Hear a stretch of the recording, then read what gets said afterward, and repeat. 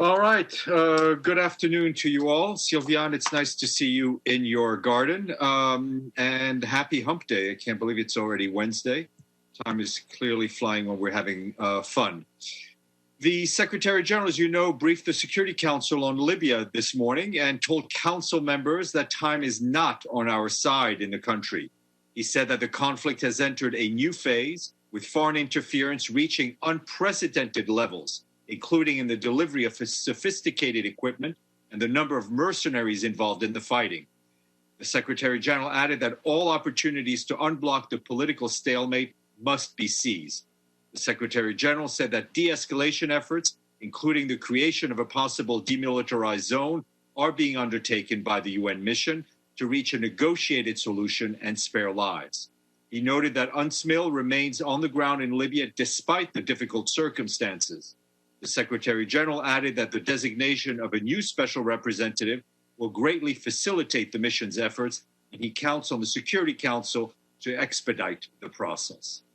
Yesterday afternoon, as you all know, a draft resolution in the Council concerning border crossings in Syria failed to pass due to the vetoes by two permanent members. And today, via recorded video messages, more than 50 heads of states and governments are addressing the International Labour Organization's virtual global summit on COVID-19 and the world of work. Prominent employers, trade union leaders are also delivering messages during the summit's Global Leaders' Days.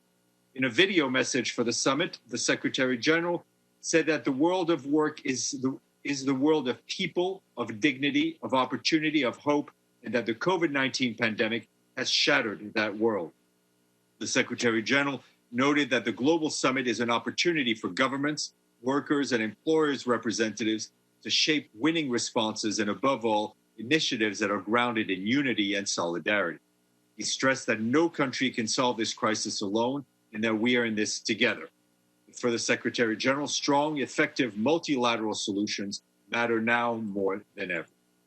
And in research released today by our friends at the UN Office of Drugs and Crime, shows that the sudden increase in demand for medical products to address COVID-19 pandemic has led to an expansion in the trafficking of substandard and falsified products.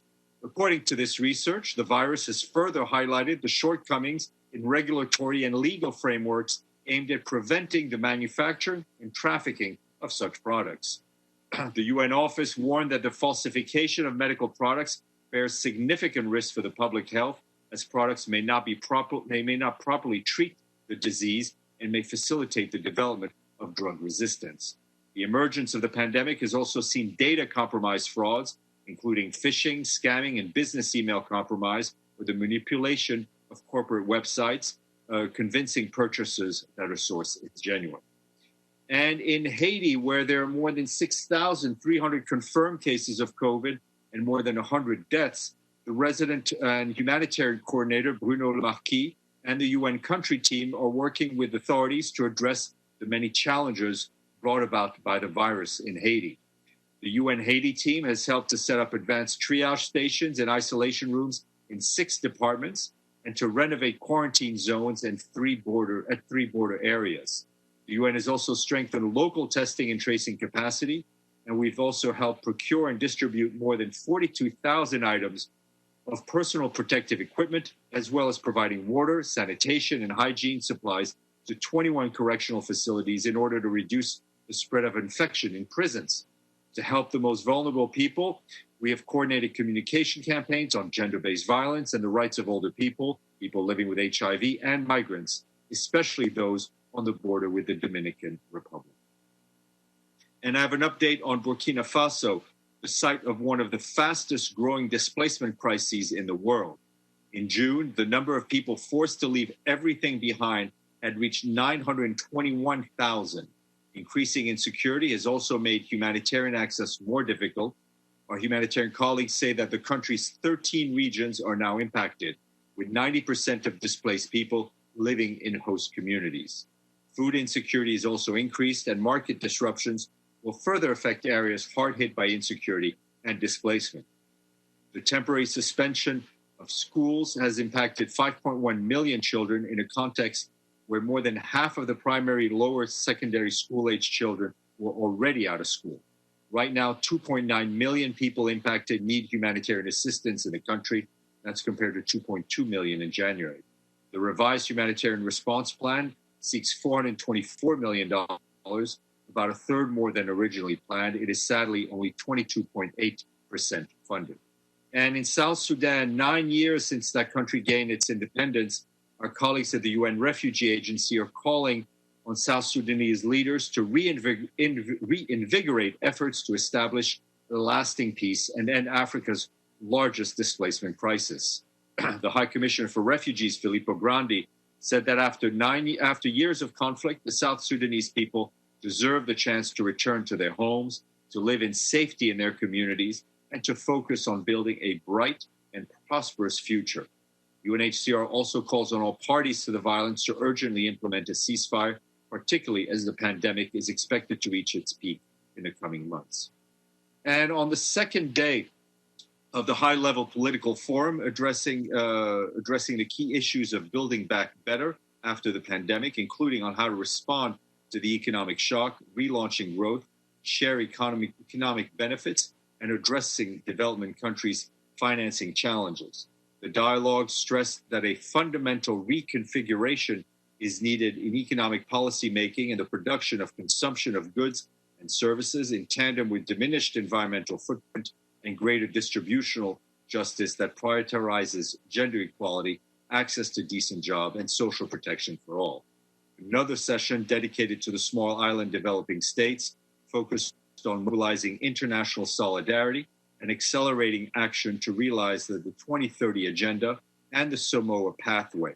In the afternoon, the forum will feature thematic review sessions on protecting the planet and building resilience and sustaining efforts to ensure access to sustainable energy.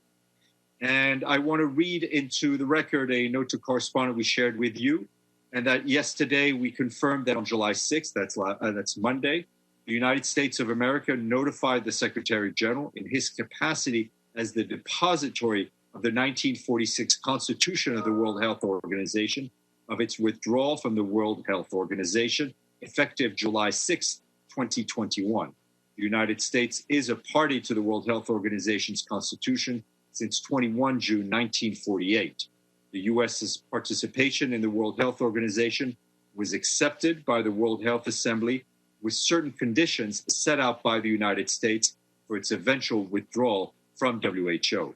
Those conditions include giving a one-year notice and fully meeting the payments of assessed financial obligations.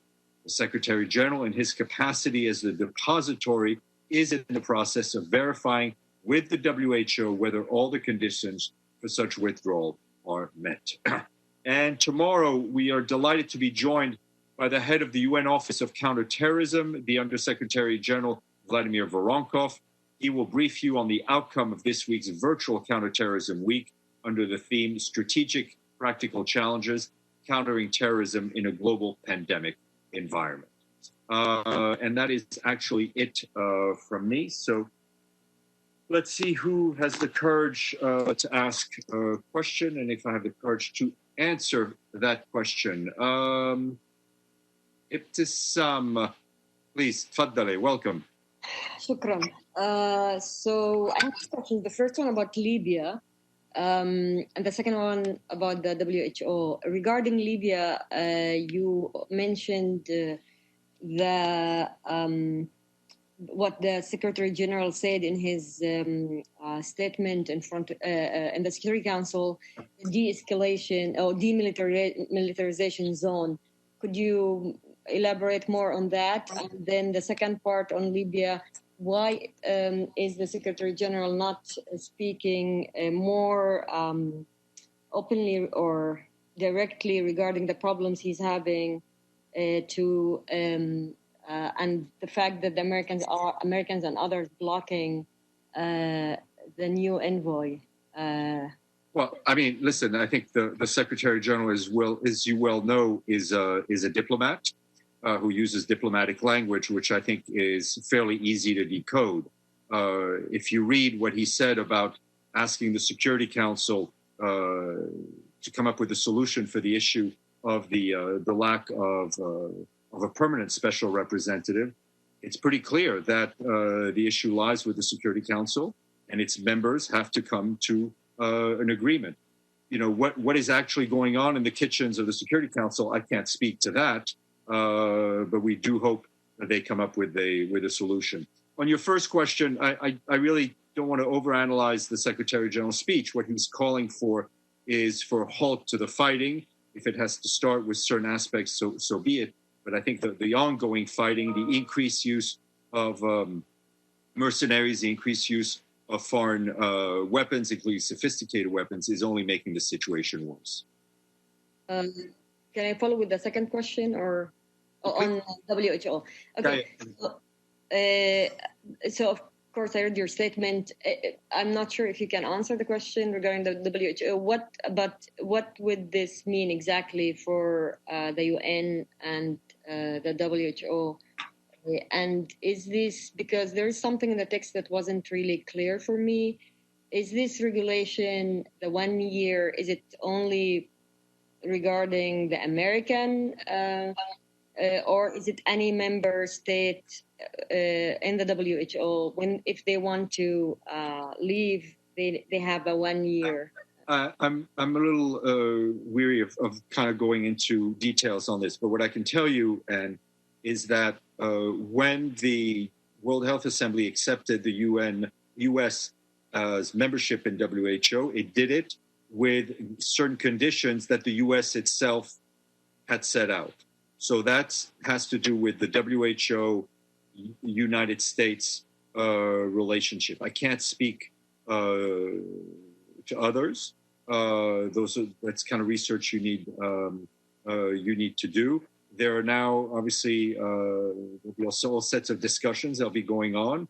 The Secretary General's position on the WHO has been very clear for a long time. Is that he's always felt that this is a time that we should all support the WHO, but every member state is a sovereign state and sovereign to make its own decisions. Edie, please. Thank you, Steph. I also have a question on Libya. The Secretary General spoke about an unprecedented level of foreign interference in Libya, yet he didn't name any countries. Is he at least... he talked about speaking to the heads of the LNA and the GNA. Is he talking to these countries, which I assume he didn't name for diplomatic reasons, to try and get them to back off as well?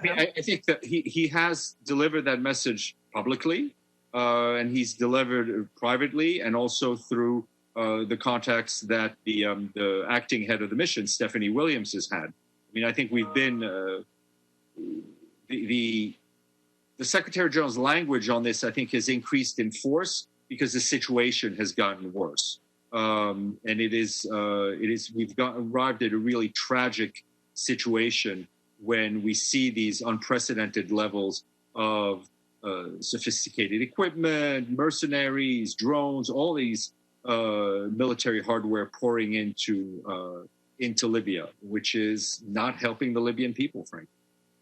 I would also like to make a comment.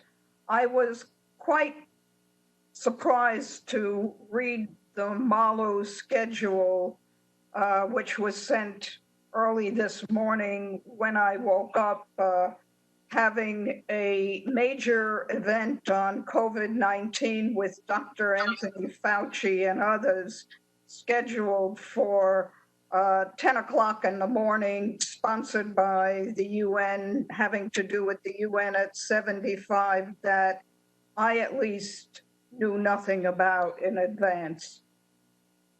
I think I will join you in the list of people who knew nothing. But we will follow up, and I hear you. All right, any other questions? All right, well, Hasta mañana, and we'll have Mr. Voronkov tomorrow, so please join in. I think we'll try to have him go first since I'm always late. Take care.